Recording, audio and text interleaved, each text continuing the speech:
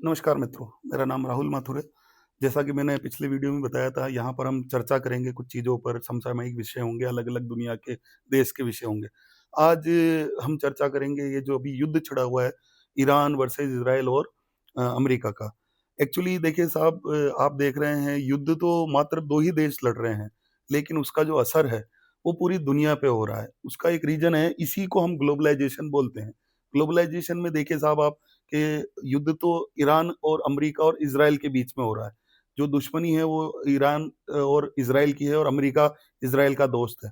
और ईरान एक तरह से अकेला पड़ा हुआ है और उनका जो मेन मोटो था, जैसा उन्होंने कहा अमेरिका ने और इज़राइल ने कि यहाँ पे ये परमाणु बम का जो उनका संवर्धन करना है और उसकी उन सब चीज़ यूरेनियम के लिए।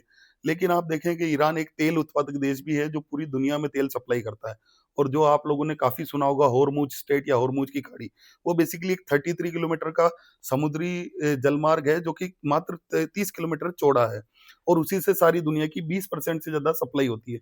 अब जब सप्लाई रुकी हुई है, क तेल हो रहा है लेकिन सप्लाई रुकी हुई है, तो इस वजह से सारी दुनिया पे असर ये हो रहा है कि हर पूरी दुनिया में आज पेट्रोल, गैस और ईंधन के दाम लगातार बढ़ रहे हैं।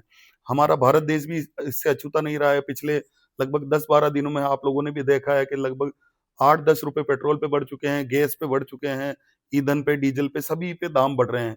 तो ये सारी चीज़ें पूरी दुनिया को इफ़ेक्ट कर रही है और अगर पेट्रोल और गैस के दाम बढ़ते हैं, तो बाकी चीज़ों के दाम भी बढ़ते हैं क्योंकि ट्रांसपोर्टेशन हर चीज़ का महँगा होता जाता है। और यही सारी चिंताएँ हैं जो पूरी दुनिया के लिए हैं।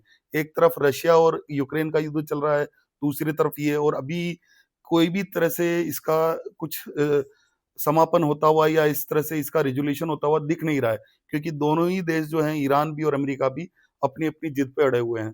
कहीं न कहीं डोनाल्ड ट्रम्प जो हैं, वो भी बहुत ज़्यादा इस चीज़ को अपने ईगो पे ले रहे हैं और यही ईरान का भी रवैया है।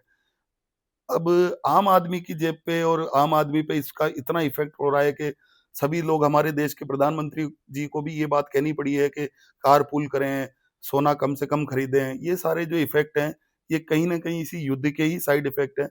अब हम सब प्रभु से और सभी प्रार्थना मिलके यही करें कि जितना जल्दी हो सके ताकि युद्ध खत्म हो और सारी जो सप्लाई चेन है, वो निर्बाध रूप से वापस चालू हो। नमस्कार।